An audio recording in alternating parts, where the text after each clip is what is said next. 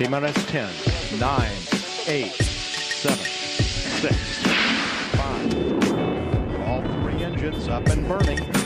2, 1, 0, and liftoff. On Citizens of Tech today, a thought experiment. Eric and I are going to discuss whether or not our lives immersed in technology has made us less human. So this all comes, an article I read in New York Magazine, nymag.com, and it's by Andrew Sullivan, Technology Almost Killed Me, and how he... So Eric, here's the whole thing. I know this was my idea, so I got to set this up for you. Andrew is some kind of a media personality. I don't know exactly. He wasn't someone I follow, not someone I'm familiar with, but he describes in this article how he would consume all of this stuff online.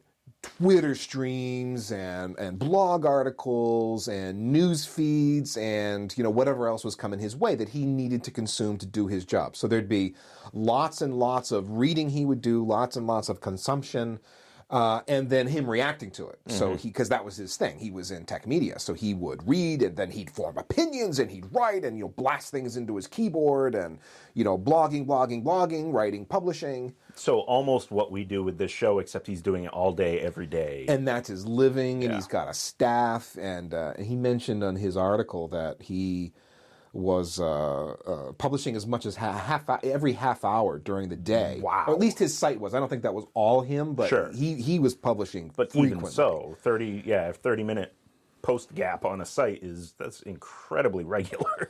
And dude, it's a lot of content to digest. Regular as an old person with prune juice. I mean, regular, very extremely regular. Yeah. So, and to the point that it's like I publish a lot of stuff, right? Sure. So because that has kind of become my business. I now am in tech media, and so I'm doing this show, several other podcasts, and blogging, and writing, and public speaking. So that's me in a way. I'm not as crazy as that guy. But you can identify with him. Oh, very much. But I think we all can, I think is the point. Sure. It's really why that article got published. I don't think he's the only one with this problem.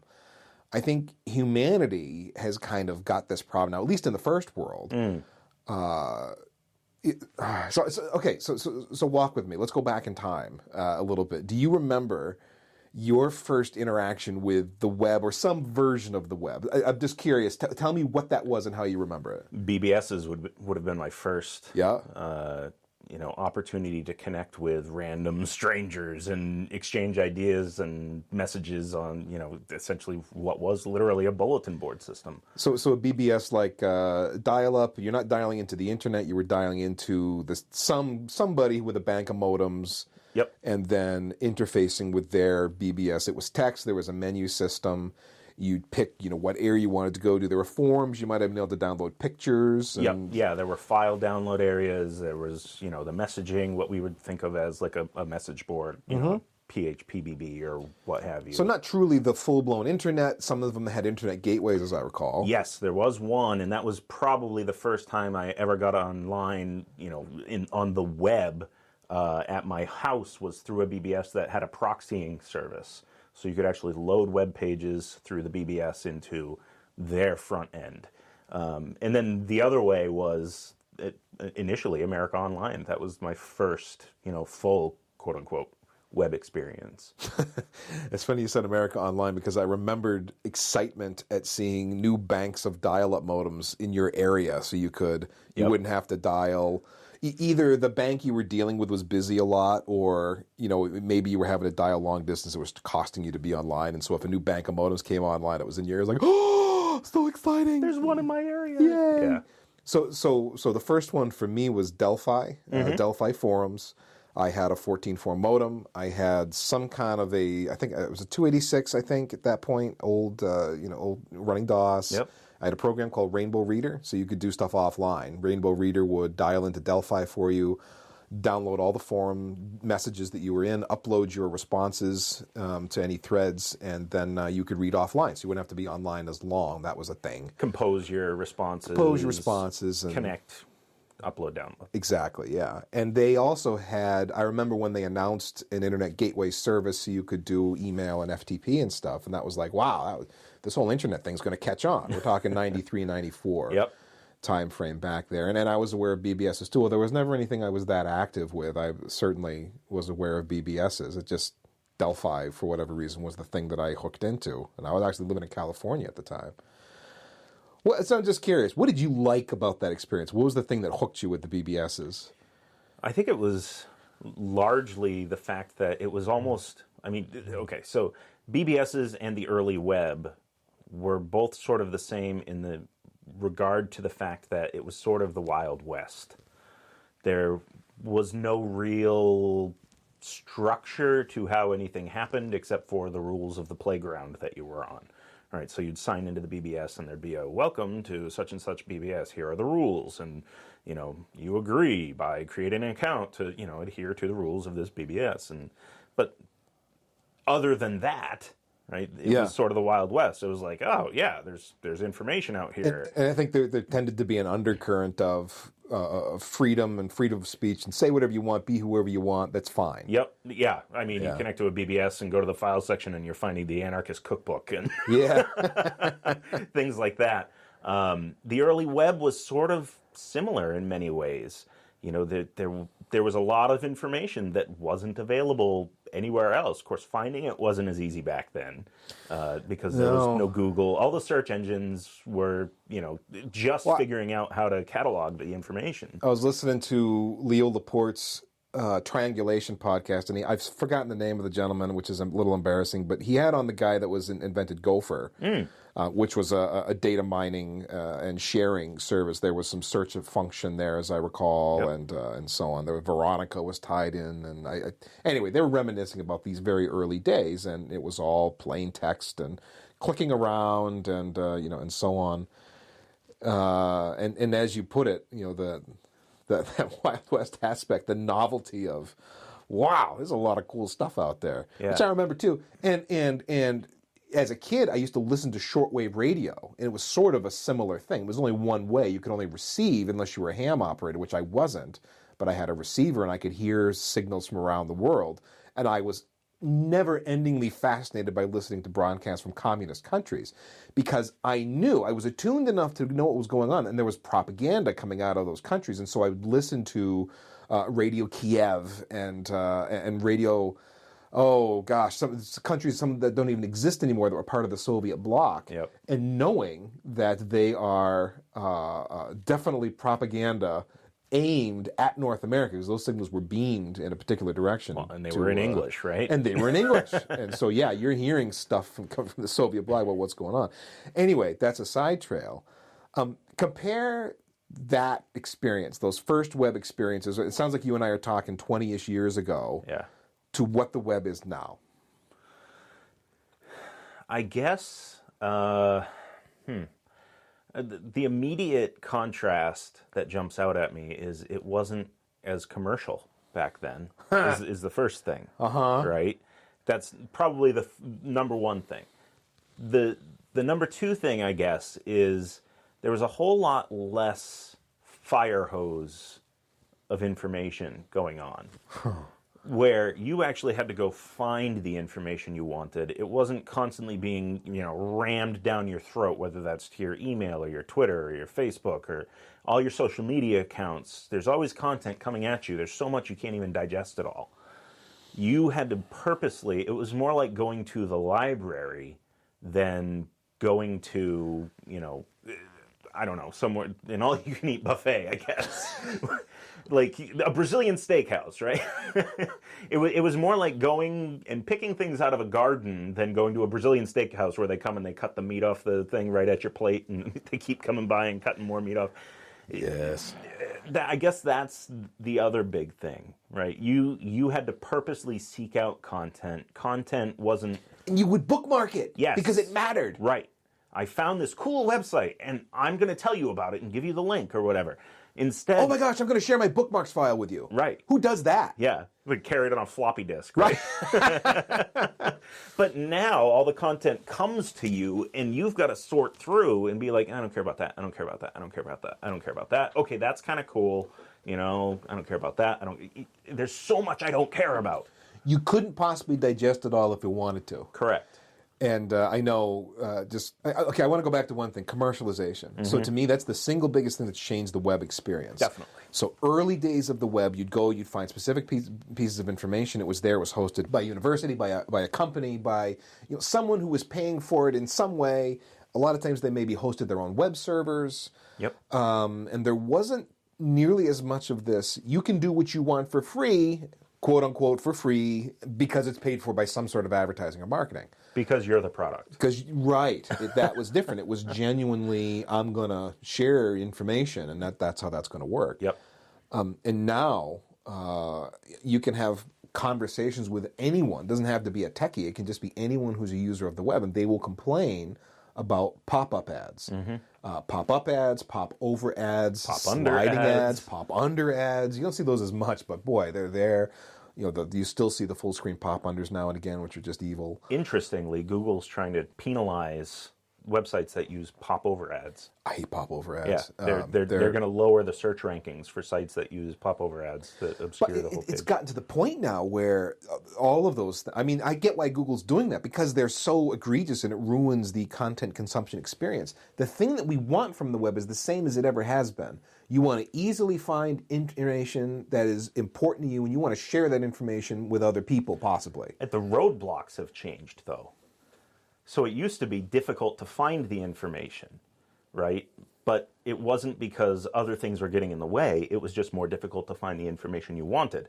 Clicking links, clicking links, clicking links. Oh, okay, there's some cool... Finally found it, yeah. Right. Now, the information is everywhere, but it's obscured by advertising and, corporate... The junk sites that seem like they should be legit, and there is an article there, but the article that is, let's say it's less than 1,000 words, has got, it's been paginated, so now you got to click through 3 or 4 pages to actually get to the end. It's now a slideshow instead of just a page, so that they can reload ads every time. And they're just reloading ads. It's all about getting you to click that page load so they can shove more impressions down your throat for you to consume one article. Yep.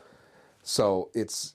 Yeah, that's very much the first part of the web. So this is a long way to get somewhere, but I want to ask the same question about social media. So if we take the web, that's one thing, and maybe the thing when we think of the internet, we think of that particular product, the World Wide Web, probably first, and maybe social media is second.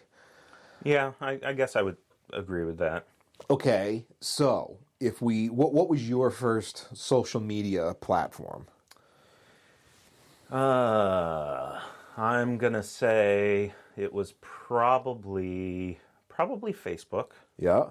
And then... What do you remember about that initial Facebook experience? It was... So I joined as part of an experiment, right, to see if it was useful for me. So this is 2016. Do you remember how many years ago that might have been? Oh, geez. Right after it went public. You didn't have to be a university student anymore to use it. So early days. Yeah, the early days of it. And I did not last long because it changed so rapidly. The privacy features and the filters you could put on who gets access to what kept changing, and I couldn't keep on top of it. I didn't want to keep on top of it to restrict who could see what and who couldn't and all this. So it just didn't serve a purpose for me, and I walked away. I think maybe it was around 2007 or 2008 when I stopped using Facebook. That's my guess.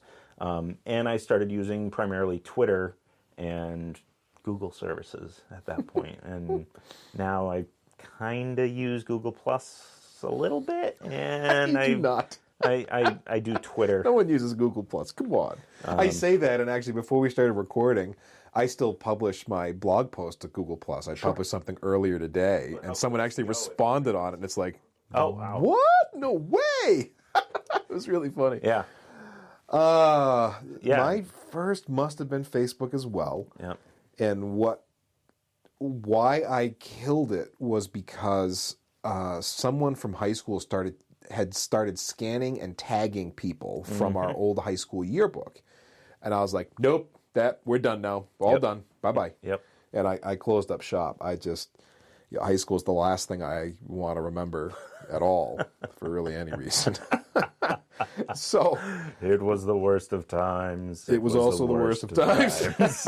which makes it sound very dramatic, and it wasn't all that bad. No, but you know, it's like 30, the last thing I want to do exactly. 20 odd years later is look back at high school and, you know, reminisce fondly and reconnect with. No, come on.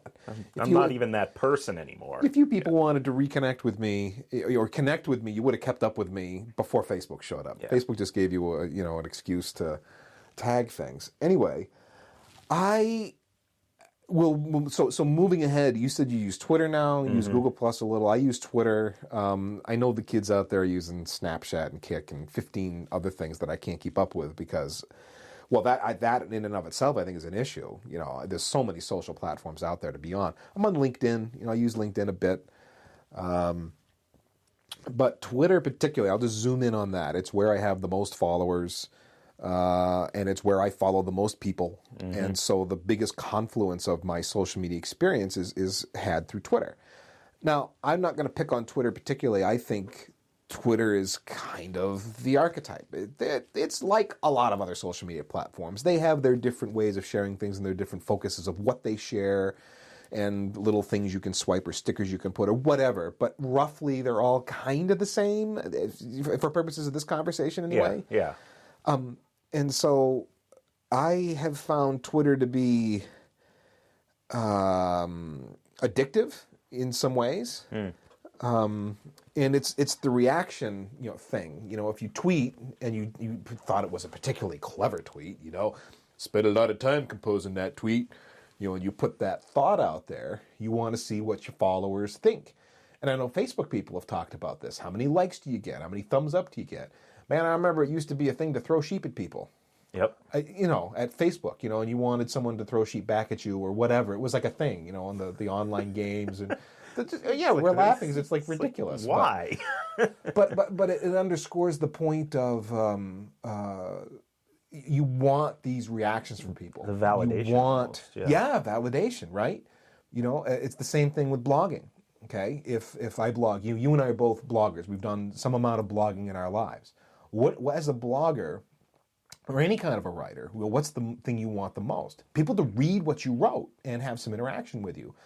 I don't care if people agree with me, disagree with me, whatever. But what I don't want is them to ignore me. Right. I want someone to read what I wrote. That's validation. That's the thing. I want. I don't think that's the crux of what's really happening. Yeah, there's validation. And yeah, we get a little hit when someone liked or retweeted or left a comment on our blog or sends you an email because of, they were so worked up about what you wrote or said on a podcast or whatever. Or we get a new Patreon subscriber. You can subscribe to Citizens of Tech and Patreon support us, by the way. When those things happen and there's that validation, that's one thing. And that leads to, I'm suggesting here, addictive behavior. And some of this I've read about and I know I've talked about on the show a bit.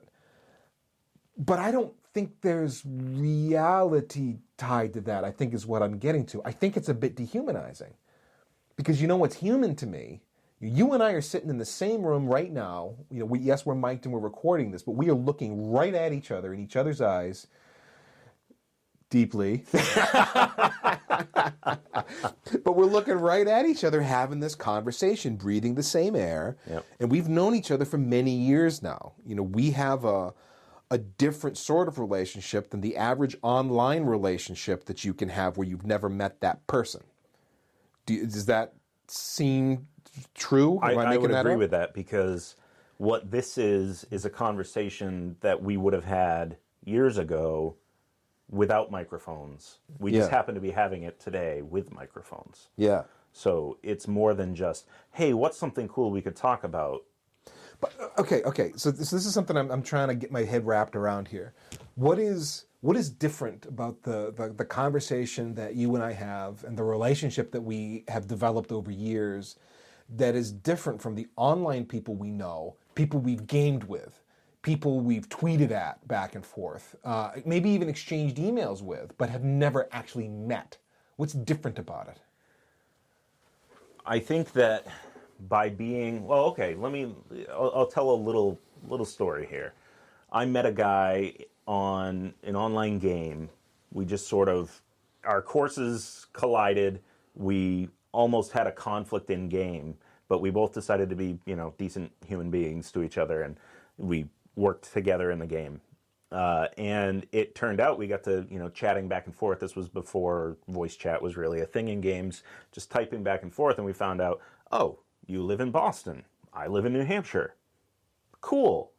So we're regionally close and all this. Well, now he hangs out. My kids know him. My wife knows him. We see him a couple times a year, and we're good friends. I think there's something to a commonality of not just locale, but when you actually interact with someone in meet space, it's a different experience than interacting just through digital communication.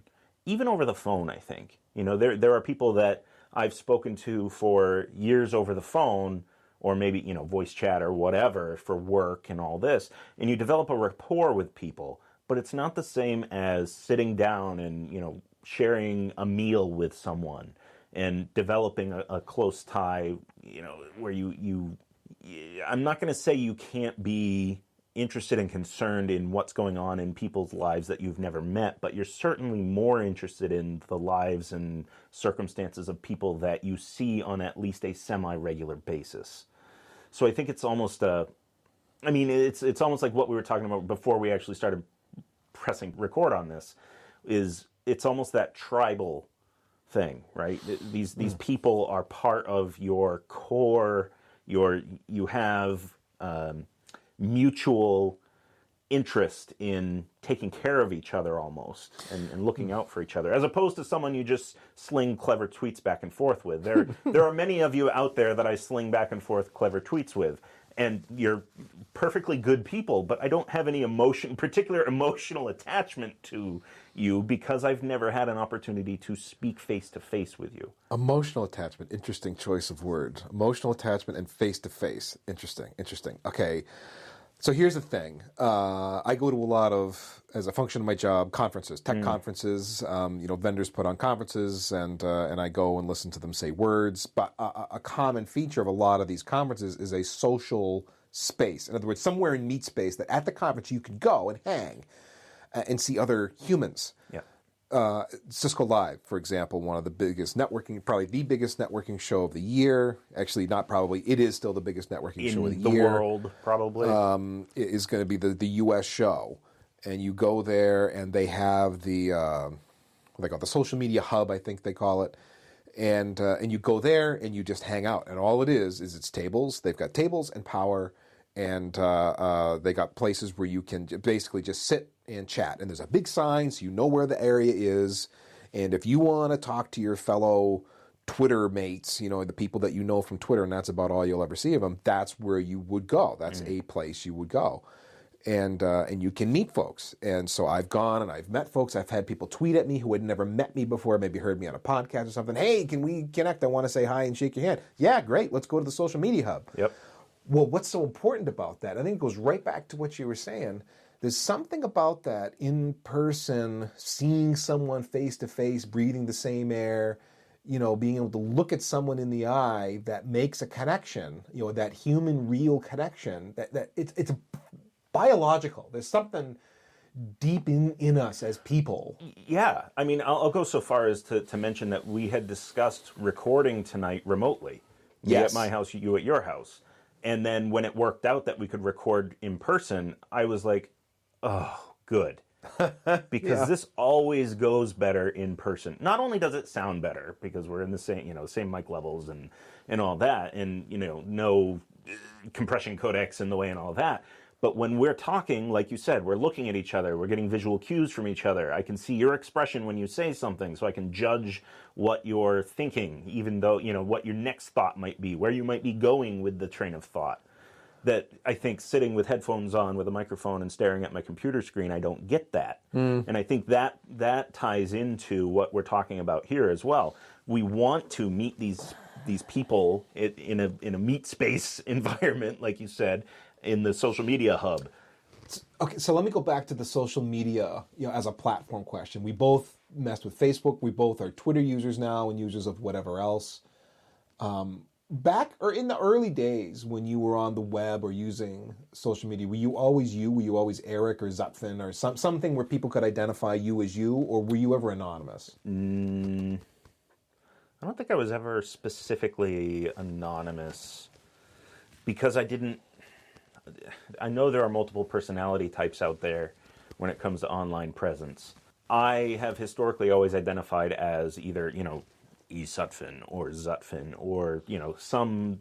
Yeah, you weren't trying to obscure your identity. Right, because I'm not the kind of person who, wants to... I don't troll for fun. Some people think it's fun to troll message boards and chat rooms and things like that. I've never been one to do that. I've never been a griefer in video games. Right. That's just not my... I actually didn't know what a griefer was until listening to, actually, the same podcast on Triangulation with Leo Laporte. He was talking about, was it Mark Cahill? Might have been Mark. But he was talking about Second Life and people would be griefers. Oh, yeah. They'd go in and kill other people's chickens. Like, I'm farming chickens. Why are you killing my chickens? I'm a griefer, man. That's what I do. I can, and exactly. It's fun. Yeah. No, that's totally not me. I'm killing the chickens because your chickens growing is hitting the CPU on this server, and it's bringing down my game experience. You're stealing my cycles, so I'm here to screw up your life. Chickens will die. So, Yeah. No. Have you ever been tempted to be anonymous, though, even if you never chose to? To a degree, in a way, I am. Because technically we use Facebook for Citizens of Tech, right? We have the Facebook... Yeah, we're behind John Citizens of Tech. We gave it some goofball name. It's John Tech Citizen. Because Facebook makes it hard now if you're a non-human entity to represent yourself on Facebook. Yeah, exactly. Because I refused to reactivate my actual Facebook account. Yeah. So I created an alter ego just for the sake of standing up the Citizens of Tech Facebook page, which you can like at facebook.com/Citizens of Tech. Well done. How's that for subtle? So anonymity for me was about protecting myself from other people I didn't know. Now, I never had a prolonged anonymous presence, but I have had various anonymous presences online over the years. I don't have any currently, although I'm actually looking at one because reasons. But it was always about, I don't know who these people are, and there are some people I do know that if they found me online holding this opinion or saying these things, maybe they wouldn't like it and it would cause some conflict in my life. Therefore, it's better to be anonymous. At best, it would be awkward. Yeah. At best, it would be awkward. He's a furry, really? No, okay. It's nothing like that. Nothing like that. Something just like that. No. But you see my point. Yeah. When it comes down to anonymity, particularly internet anonymity, the whole point would be to control the reactions of people you don't trust. Yeah. So it's more about controlling who knows you hold certain information or opinions than not putting that information or those opinions out there. It's a method of controlling. You still can express yourself without necessarily... For me, I think for other people it would be they like to troll or whatever, as you put it. A little different perspective on my part, but it always went back to those other humans and not knowing those other humans or somewhat knowing those other humans and being concerned. So anonymity has value to me. It has always had some kind of value to me. But it's a little bit dehumanizing. You can't be yourself. You can't be truthful. You can't be genuine with who you are. In the technical space, you're hiding that, or you're worried that someone's going to use that information against you in some way because the technology makes it possible to get a hold of information it's difficult to get a hold of otherwise. Tech makes it so easy, and what are these people going to do?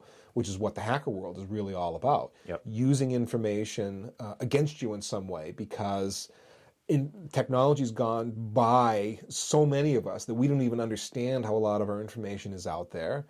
And so the hackers know how to get a hold of it and can steal your identity, is the most common story.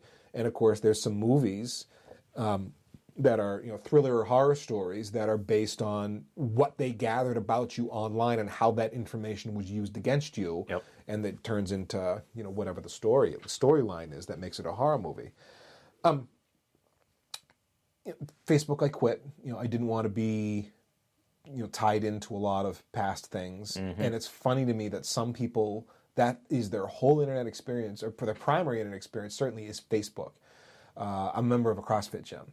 The only way I could find out anything about what's going on in that place is if I was on Facebook, which I'm not. And so there's been occasions where I've showed up to the gym and there's no classes going on. I didn't know. Why didn't I know? I'm not on Facebook. It's like, oh, okay. And I guess you could say that Facebook makes it more human because all these people are connected and look, and they're talking. No, you know what makes that experience of CrossFit human to me are the people when I show up there and I can talk to those people in person and see them getting beat up by the same workout that I am. And, we get to the end of it and we kind of commiserate and talk about how we did and how we didn't do and which parts of us are sore. How miserable you feel. Yeah, and, boy, I'm going to have to drink a gallon of water. And those kettlebells really kicked my butt today. Yeah, et cetera. That's the real experience of it. Not sharing friggin' videos of, look at this guy break his leg on Facebook doing something stupid, that kind of thing. I don't know about that stuff. But tech, it seems to be driving us to this point of being completely interconnected. We're all interconnected now in this superficial digital kind of a way. We're hooked on saying things, getting reactions to things, and then we get addicted to that stuff. But is any of that real? I think is the other piece of it that I'm trying to decide in my mind. It's okay. So maybe it's confession time again. Me being in media, having to deal with social media, it's definitely some addictive stuff to it. To the point that I don't have Twitter on my phone anymore. I can't. If I'm at a conference, I'll load Twitter on my phone specifically to get through that conference because that's a part of what's there. And then when I'm on the plane, I remove it. I just blogged about this actually before we recorded. I muted all notifications for everything, even my inbox. I don't get email notifications. I don't get anything with like 3 exceptions. If my phone rings, because it's usually business related, I'll answer it. If my family pings me, and if a very small number of people hit me on Slack, I get notifications for those things. Other than that, I've shut them all down. Yep. Because if I get a freaking notification, I got to react to it. It's like, I can't stop myself. Yep. I'm so connected to it. I've actually done very much the same thing. Like, I don't get notifications for work emails and things like that. I do get notifications for text messages because I am on multiple alert systems that send me text messages. That's the only thing I really react to. I don't get notifications for work emails. Yeah, it's not your buddy going, "What's up, dude?" Right. You need to be notified in those cases. But like Google Hangouts is mostly what I use for that, right? With friends and family. And I get alerts in the form of my phone will vibrate, but I don't get an audible tone or anything like that anymore. Slack, again, only one of the best things about Slack is controlling how many alerts you get because you can filter. I only want to hear, this channel or from these people or, whatever. It's great.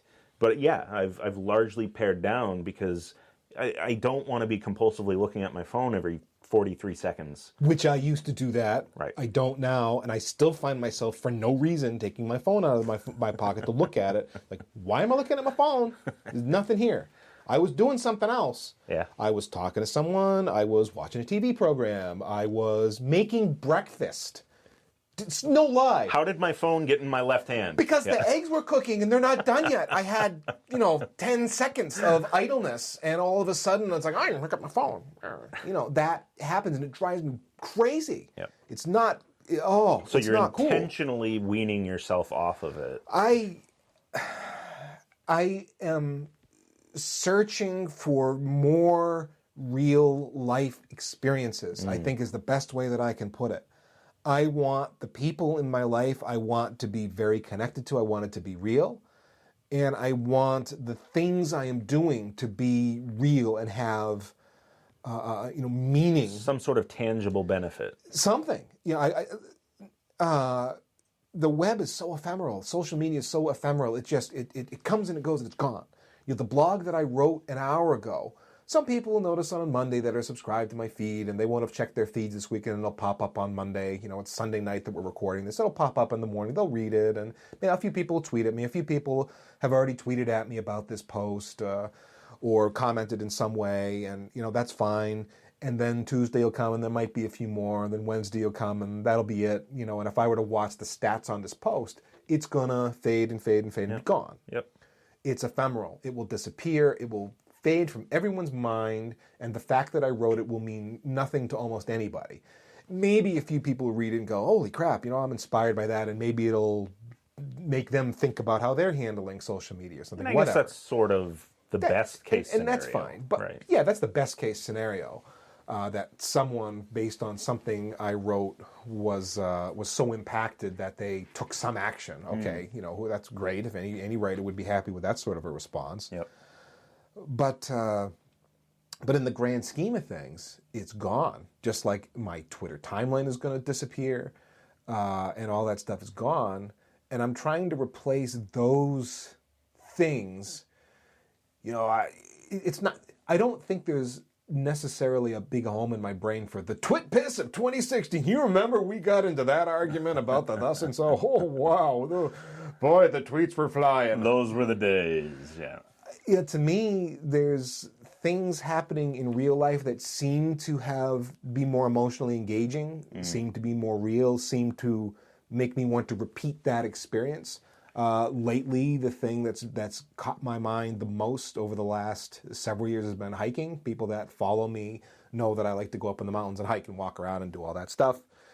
Which is, if you're going, dude, you said the word CrossFit. Why? Because of hiking. I want to be stronger and be able to hike in the mountains with less risk of injury, and that's really the only reason I'm doing CrossFit. So you can get injured in the gym instead. So I can get... That's right. Exactly. Well, let me ask you this. Do you think, and I don't have an opinion one way or the other, but it just jumped out at me. Do you think that this desire to seek more tangible interactions and more meaningful use of time, etc., is a result of we're getting older, and we you know, do you think it has something to do with that, or do we think the core issue? I mean, we can hash this around. Is it just, you know, geez, I sit at the desk all day, every day for work, and do I need to have my face glued to a screen while I'm not working? And so age is part of it, right? What am I, 10 years older than you? I'm 44, I'll be 36 this year. So yeah, so not quite 10 years older than you. All right. And yeah, I'm middle-aged, right? I'm not quote-unquote old, whatever, however you define that.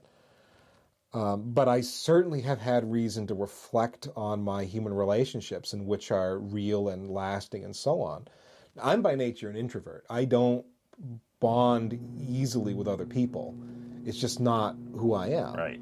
I struggle with that. I struggle with making, friends and so on. Most of my social interactions over the years have been tied to church, religion, that kind of group.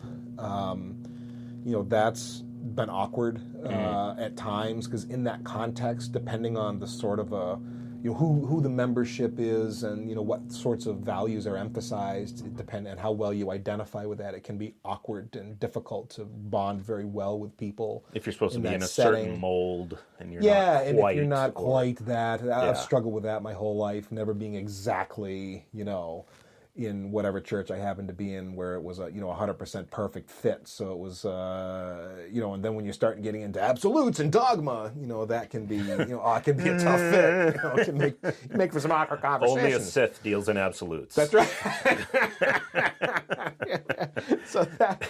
So yeah, no, I totally get what you mean, because I am an introvert myself, and it's not that I dislike social engagement, but I do need the ability to retreat and sort of get back to a quiet place and do the things that I'm comfortable doing to recharge, as it were.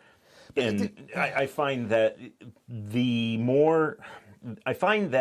human interactions that I have today are more focused around activities and common goals I just started doing Taekwondo with my kids. Yep. I did it as a 12, 13-year-old, and I loved it. Never really got back into it. My kids just are just the right age to start. We just started back up. It gets us out of the house. We go and we do this together. We interact with the master, the instructor, and he's an awesome guy. And then we go home and we talk about what we were doing. And Okay. So drill into this for me. You talk about Taekwondo.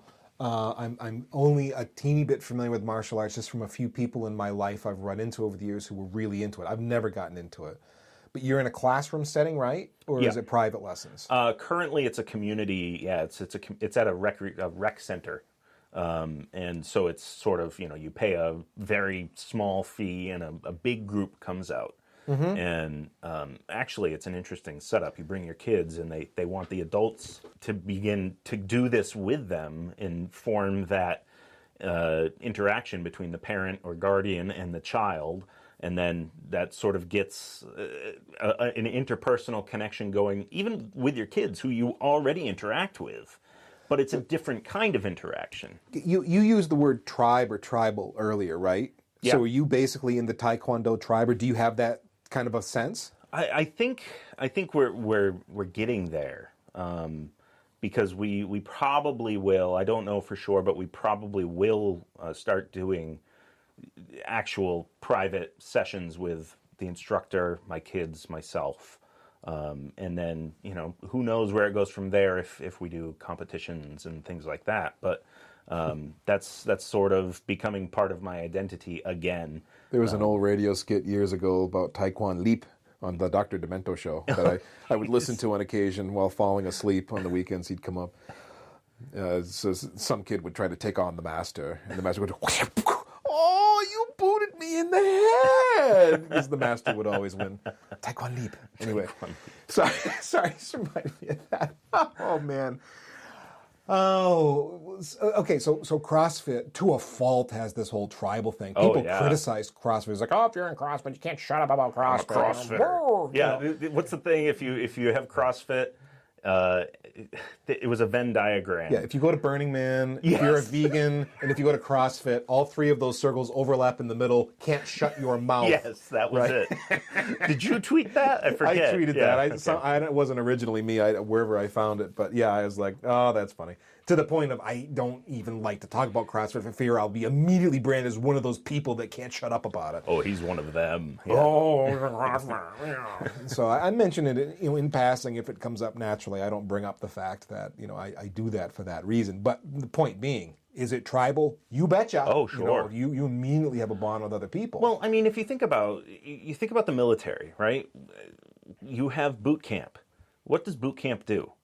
It breaks you.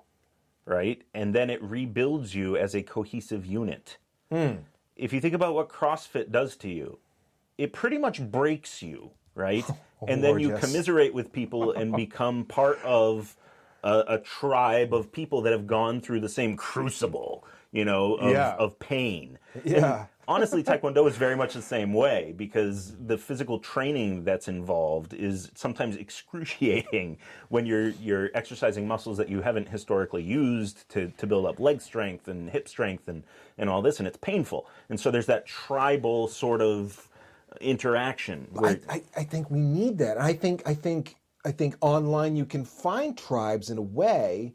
But then going back to the notion of the social media hub at a tech conference, there's still a need beyond the Twitter interaction. I have friends online that I see on Twitter and I interact with primarily on Twitter that I never ever see because we don't live close. We're in different parts of the country or the world, except at a conference. And right.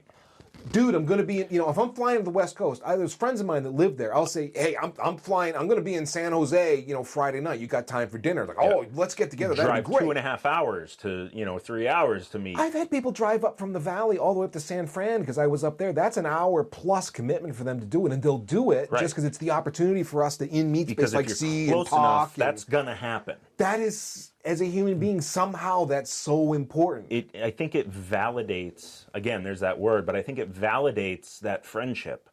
Okay, yes, we know each other online, but I've had dinner with this person. Yeah. Dinner and we talked over drinks or whatever. Yeah, whatever. You know, we sat in the same area. We met face to face. We still liked each other. Yeah. Like, But okay, so we were talking about the being able to see each other in face. I'm wondering if there's something biologically here, because I think there's an aspect of it that is a trust aspect. Okay, tribe. Who do you let in your tribe? People you trust. right. There was a movie I was watching. Trees Lounge, I think, was the name of this movie. Fairly obscure. I'd never seen it before, but Steve Buscemi was in it. I'll try pretty much anything with him in it because I like him as an actor and his style, what he does. Sure. And Buscemi's playing this character who's down and out on his luck. He's kind of an idiot. He's made some bad choices, and he's paying for them. And it was this one scene, he's in a car getting a ride from someone. They're going somewhere, and the guy who's driving the car is asking Buscemi's character, why did you lose your job? What happened? And, long story short, the confession comes out, well, he stole some money from his boss. He stole $1,500 he lifted it from the register or whatever, the safe, went to Atlantic City, lost it all, and got caught and got fired. And that guy immediately went from being Steve Buscemi's bar buddy and they were friends to, you're an idiot. You're such an idiot. And he like stops 3 blocks earlier than he was supposed to, tells him to get out. And then the scene's on, Buscemi's walking down the sidewalk alone, and the guy, the camera goes back to the guy in the car, and he's just shaking his head and muttering to himself, going, I can't believe that guy. I can't believe it. And what's the undercurrent there? To me, it was trust. Buscemi demonstrated he was not worthy of trust. Why? Because he stole. And so from a tribal perspective, you've done something that society disapproves of. You've done something against the tribe. You did something untrustworthy. You are not to be trusted. You are cast out now. Get out of my car. You can go ahead and walk the other 3 blocks to your apartment or wherever he was going. That's a thing. And yeah. I think, online, we kind of know people. We get a sense of them. We maybe understand their perspective or their sense of humor, and we can kind of find a tribe of sorts, a digital tribe. But meat space is a different animal. Yeah. And it's interesting that you use that expression. It's a different animal. Because I think when you think in an animal sense, right, you think, okay, that person exists. I know they exist because I interact with them. And then you get back to the whole, well, how do I know that what's real is real and it's not all just whatever, existential crises aside. But, you can sort of craft an online presence, right? You can be who you want to project to the rest of the world online. And I think when you get into that person-to-person interaction, those walls are much harder to leave up. And I think that's why when you get together with someone, and like you said, you can interact and you can sort of either vet the online presence against the personal presence and say, okay, this person really exists. Like, this is who this person is. It's not just, a digital face that they have projected to the world. This is a real human being now. It's not just text on a screen or, clever images on, whatever, Twitter. Which makes the technology that much more human, but you have to step away from the technology to make that truly human connection. Right. So it's no longer dehumanizing or neutral, anyway. Another thought here is the time that we will put into our screens and to this digital interaction. And I'm kind of curious, it's a little tangential to what we were just talking about, but I think it is related. If you and I were to never see each other in person and were to interact only online, we didn't make the effort, even though we live across town, to connect in person, to, occasionally we go out for dinner, we will sit together and write shows and, kind of go back and forth on what should be in the show and what shouldn't be. It's very human for us. We've known each other for years now. If we had never done that, the relationship, because we were so busy online, we just never took the time. We were so busy either interacting with each other or with social media or doing online-y kind of things, and we just kind of let it suck all the time away. Man, we've even hiked together. Yeah. You and I, we had some, I'm really tired now. Moments trying to go up hills. This Yeah. goes back some years, but yeah. Wow. If we spend all our time doing those sorts of things, is that dehumanizing? Or am I thinking too hard now? I don't think you're necessarily thinking too hard. I think, to a degree, pouring excessive time into social media and online presence and all that is, in a way, dehumanizing, because you're reduced to the limits of the medium, first of all, right? If you're talking about Twitter, at best you're going to post a animated GIF, or a very short Vine loop, or a link to a YouTube, but it's not, there's Periscope and...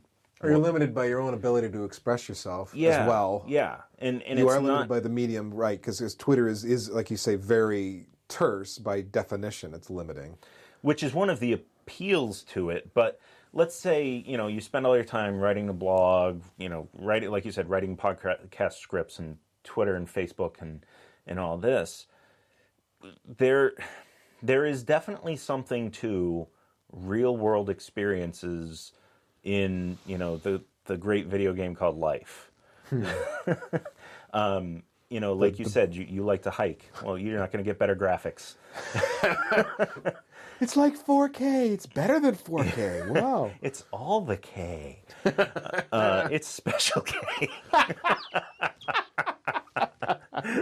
Not ketamine. No. Okay. But, I think that the human experience is at least partly seeking, validation in groups, right? Like we talked about tribal. But it's also seeking experiences and filling your life with meaningful experiences. And I think that social media can be a cheap filler for those experiences. Ooh. That, I like that. I think that's the core of what I'm trying to get at. And having fallen into that in the past, and now, sort of less so with, no more Facebook, and trying to engage, I'm starting to learn an instrument, I'm taking Taekwondo, I'm getting involved in these real world interactions. I see that more clearly now, I think. Well, it's right. I credit you with getting me over to the music places. I'm trying to learn an instrument as well. You're learning guitar, I'm learning bass guitar, and I have the opportunity to sit with an instructor and work with her and learn the instrument. And what's been most enjoyable about these music lessons with her, playing along with this Juilliard trained instructor. Yeah. She's sitting there with the guitar doing something very simple, and I'm playing bass guitar, accompanying and learning how this all works, and then playing together and having created some fragment of music together. And it's just a few measures. But the connection is... But it's a tangible benefit. It's a mentally rewarding, immensely rewarding thing when that happens. Incredible. Yeah. It's, we sang in choral groups together. We did. And that's a rewarding experience. Doing that together, it's a common task. You're playing different parts, but it's all part of a greater whole, right? So harmony is, you're singing one note, I'm singing another. It builds something bigger than the sum of its parts, and there's something to that, and that's that whole camaraderie, and that's where I think that's where the word just came into my head. I think that's where it comes in. The human experience, the shared human experience is camaraderie, right? You have camaraderie with your CrossFitters.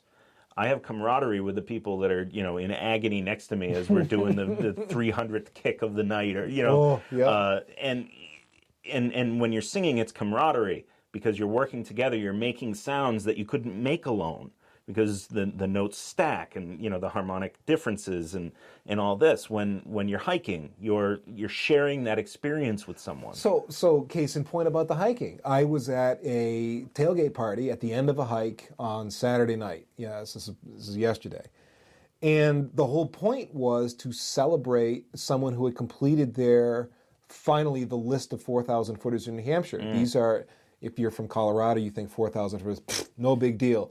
I invite you strongly to come hike in the Whites with us and, get your butt kicked over 48 4,000 footers. It's not the height, it's how long it takes you to get there and how rough the trails are, folks. Yep. She finished her 48th, and there was an undercurrent in the hiking community. Well, we're all going to hike with her. We're all going to be there when she celebrates. And I've done several of these now where someone completes some epic type hiking task, whether it's that one, the 48 4,000 footers in New Hampshire. The Appalachian Trail. Or the Appalachian Trail, or they complete, some other, there's several lists and things that you can complete. Yep. And the ritual is, everyone that's along for the hike, before that, they will all get up in front of that person, and we'll all put our hiking poles up and make this little tunnel for them to go through, made up of our hiking poles. And as the person goes through to that final summit and they hit the summit marker, wild applause. It's a shared experience. It's a stupid ritual. But it's that shared experience. That camaraderie this is what you feel. you do.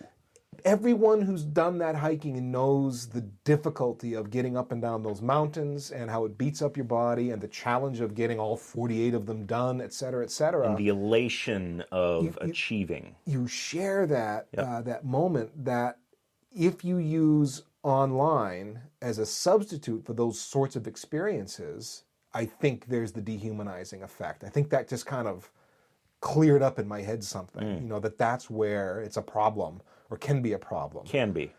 Is when it's used as a substitute for real life. Instead of an augmentation to real life. An augmentation, which we're really out of time now, but boy, that's a whole other conversation. Is augmented reality going to dehumanize us? What if, maybe we should just talk about it. What if in my augmented reality goggles, because it won't be weird because we'll all have goggles on. It'll be on your contact lenses. And I can look at you having never seen you before, and through facial recognition software, Know your name. Pops up all the things. Everything that you've made public about yourself is in a public repository. That wouldn't even be hard to do, dude. No. We know the facial stuff is there already. I've been able to log in with facial recognition for years now. That's not even new. Like over a decade. Yeah. Oh, so the facial stuff is there. That all the online profiles are there. So as soon as someone recognizes you, ties it to your online profile, pops it up in your augmented reality There's your Twitter contact feed, lens or Facebook whatever. feed, yeah. You can know everything there is to know about anyone you choose. Yeah. They lean this way politically, and yeah. Is that going to be a boon? Imagine that for dating. You're sitting around in a bar, at a sporting event, or somewhere where you're hoping to meet somebody, you just start scanning the crowd. You don't have to swipe left, swipe right anymore. You just kind of look, and oh man. A real-time swipe right, swipe You've left. already built a filter. Don't show me anything, except I want you to highlight the faces of people I might be compatible with. Yep. Whoa. Because that's not even hard. Dude, the algorithms exist. That's not even difficult. No. You'd need the processing power and someone to write the front end. But my word, you could just have that. You could just be facially, the software is looking through your eyes, facially scanning the crowd, highlighting the people that it thinks you might want to meet based on your criteria. Whatever that may be. Yeah. Is that dehumanizing? It is. Yeah. Are people going to do it? Absolutely. It's a game of statistics at that point. Oh, boy. Yeah. Wow. That's a scary thought. You've been reduced to data. But we know the marketers already do this to us. Oh, yeah. That's what in many Facebook regards. and Twitter are heavily about. Because again, you are the product. So there's a dehumanizing aspect there, but it's different at that point. But when it's a different sort of consumer market. But when we become the consumers of other humans who are the products, then is it dehumanizing at that point? Boy, it surely sounds like it is. It's more so even. It's not just using technology to connect; it's also using technology to reject and to filter. Yeah, to filter out. Oh, I don't want to talk to that person. They might have an opinion I don't agree with. Yeah, exactly. Despite all the other things that might be, worthy and notable about them, and the fact that agreeing to disagree makes us better creatures. And the fact that, an intelligent discourse, whether you agree, even when you disagree, sometimes especially if you disagree. And not willing to be challenged about your opinions. I love to be challenged about my opinions, because sometimes I find out I'm wrong, and that's the best thing. No, Ethan. You're never wrong. No, Yeah, no, I mean that's part of, again, the genuine human experience, I think, is sharing ideas, contrasting, and looking at things. Walk a mile in a man's shoes before you criticize him, because you'll be a mile away and you'll have his shoes. No, Yeah. I mean, because then you'll know their point of view, right? It's seeing things from their perspective, Right. And that's honestly part of developing and growing into a more complete person, I think. Another thing that I've done so I want to kind of tie this back to the beginning here. So Andrew Sullivan, who wrote this article in New York Magazine, there's a link to it in the show notes at citizensoftech.com. I used to be a human being. Technology almost killed me. He makes that point in a very long article. He ended up at I believe it was a Buddhist retreat about mindfulness. They do a lot of meditation there. Some of it's guided, most of it is not. The way he described it in the article, he said just about every minute of their day is scheduled. They do not have access to personal devices. They are truly alone, in that. Well, there's other people there, but they are truly isolated from the digital, the online life, and the calming effect that had on him as I think he went for a week or maybe 2, and he said he was a total rookie compared to other people that were there for multi-month retreats. Wow. Trying to get their life back. There's a trend among executives to have dumb phones instead of smartphones. So that they can be gotten a hold of, but they can break the addiction cycle of being constantly connected, in touch and connected, and observing all the minutia of what's going on. Something I have started doing recently is as I hike, and I try to go out once a week if I can, weather permitting, and I'm not on a plane. I try to be out in the woods once a week hiking. I love it, and so on. Is I've stopped using my phone at all. Now, it wasn't like I was sitting in the woods tweeting, but I don't even use the phone to take pictures at this point. Now, occasionally, I do sometimes, but for the most part, like the last several weeks, I haven't used my phone to take pictures. I, for safety reasons, have the phone. It could matter if I have signal in the wilderness, questionable, but if I do, and I have a broken leg and I'm alone, the phone might help. Plus, I can use it so that my family can track me, as again, especially important to me if I'm alone. Yep. But outside of that, it goes in my pack. I might turn on the tracking signal, and that's it. Done. I don't actually look at the phone again until I'm back at the car. Yep. Somehow, I don't know if it's that or just a combination of things, but man, I'll get to Monday, and I'm ready to work. I can focus. And the last 2 or 3 weeks since I got off my last travel, I had a bunch of travel in August. Now it's been September and I haven't traveled at all. The last 2 or 3 weeks, man, I've been able to focus. I've been able to get a lot of work done. If that's related or not, I don't know yet. You've been able to properly decompress, I think is what it comes down to, because I don't know if it was episode 1 or 3 or 4 or whatever, but early on when we started Citizens of Tech, I had just completed my 3-day blacksmith shop. I remember that, yeah. And I still look back at those 3 days where I didn't have my phone on. I didn't have my hands were so filthy I couldn't have used the thing without ruining it anyway. As I look back on that time as one of the most blissfully engaged periods of my life, where it was just blissfully engaged, yeah. Me, some metal, some fire, and some tools, right? And I didn't make anything even moderately impressive. It all sucked. But it was the joy of a simple interaction with natural forces and my arms and my hands and fire, and there were no emails to answer. There was no Twitter to interact with. Yeah. Yes, at the end I took some pictures of what I had made with my phone and shared them with a few people and things like that. But in that period of time, it was one of the most quintessentially human periods in recent memory in my life, where it wasn't about anything digital.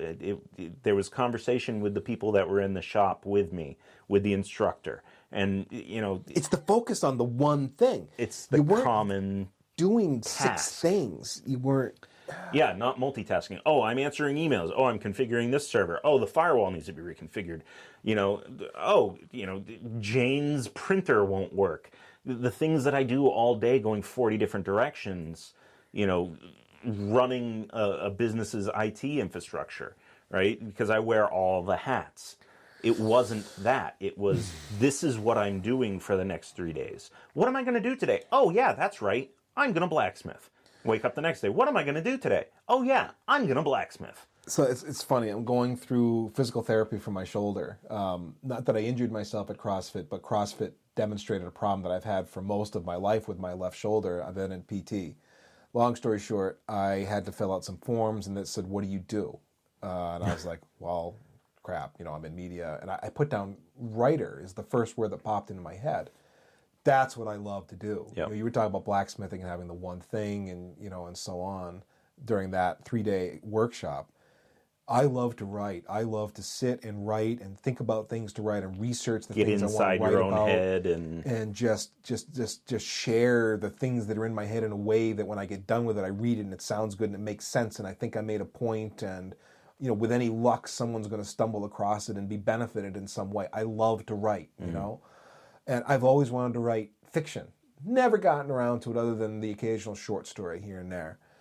But something else I managed to achieve is the formulation of a story. Will I actually ever get it done? I don't know. But I've never gotten that far with it before. But actually, I sat with Scrivener and I built a whole new Scrivener file and started outlining a fiction story. It's a thing that I want to do. I've actually had enough focus to be able to sit and work on that for some period of time and make it happen. Without some other fly to swat. Because I wasn't worried about the stupid phone. I didn't feel compelled to check Twitter or LinkedIn or anything. Those things are there, but with the notifications turned off, I feel my brain is just freed up to think about other things, and I'm starting to be able to generate more creative work. Creative instead of consumptive. Yes. And I'm a person who creates all the time, right? That's my living, is podcasting and writing and public speaking. I speak at conferences and stuff too. And so now getting to this point where I can be purposefully creative for longer periods of time without the distraction, I think there's something in my brain that is changing the more I disconnect from the stream of incoming data it's feeding all the time. And it makes me feel better, more human. I'll tell you, the thing that is I have a little program in my Mac called Word Counter, so I have some sense of how many words I wrote and then what apps I wrote them in. Because it's a really, I guess I worked on Inbox today because Airmail has 2,714 words. I must have answered a lot of email. And I think back about my day. Yeah, I did. I answered a lot of email today.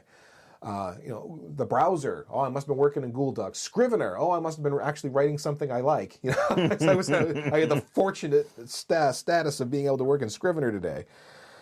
That is an indicator of my productivity and whether I get to the end of the day and feel like I got anything done or not. And that focus was hard to come by, but is getting easier to come by the more I disconnect from social and the less of a hold it's got on my brain. Which is exciting. I don't know if that means I'm more human, but there's something to be said for focus, you know. And I think being productive is part of being human. I think naturally at least some of us, I don't know, is it human or is it just certain humans? I don't know. We want to be productive and to make things and do things and so on. And I think it's easy to be a consumer. It's comfortable to be a consumer. It's expected in today's modern civilization to be a consumer. Producing is much more gratifying. Consuming is the easy, cheap thrill. Producing is hard and painful sometimes, but ultimately more rewarding, because when you build something with your own two hands or with your own Scrivener application, you have something to show for it at the end. Look what I did. Not just, I saw a lot of cool cat pictures today. How many people download an app and say, no, the app doesn't work on my phone? And they've never written a scrap of code in their life. They've never created anything that would head towards it being an app. Right. It's so easy to... It's easy to complain when you've never made anything yourself. in that category, at least. You know, it's easy to sit down at a restaurant and eat a meal. It's gratifying to make a meal and serve it to friends and have them enjoy it. I think is, you know, I know we're going on and on about this here, but I think at the end of the day, producing things to share with people is one of the core aspects of humanity, right? Because I cared enough about you to craft this meal for you, or to help you move, or to make a hiking pole teepee for you to hike through. Yeah, right? on your way to There's your that- final summit. Yeah, there's something to that. I'm doing this for you because you mean something to me, even if the only reason you mean something to me is because we have a shared experience. Not just, I found this cat picture or this funny GIF or whatever, and I thought of you. Not that that's bad, but you know, and it's the classic thing. I don't know if you've ever seen this little cartoon online. It's two stick figures, and this one has like a painting or something. He goes, I made this in the first frame, and in the second frame, the second guy goes, you made this? Yes, I made this. Oh, that's nice. And then in the next frame, it's the other guy, and he has the painting, and he goes, I made this. It's hard to put into words, but you know, it's that, you know, you can take something, oh, I thought this was funny and I'm going to share it with you.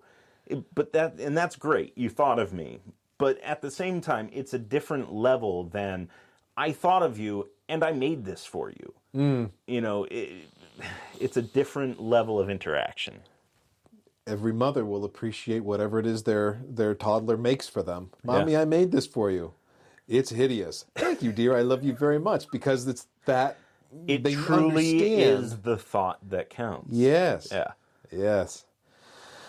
Well, Eric, we should wrap this up, man. It's been over an hour of navel gazing for us. But this was important to me because I don't like it when things have control of me. I don't like it when I feel like things are going in a wrong direction and I don't have control of the situation. And I have thought a lot about this digital life, a lot, and how to deal with it and how technology is impacting us as people. And then I've read so many other articles of people going through similar thought patterns and concerned about the impact that technology has in society. Obviously, we love tech. That's why we have this show. It's what we do for livings. Yeah, we deal with tech all the time. It's not like I'm against technology.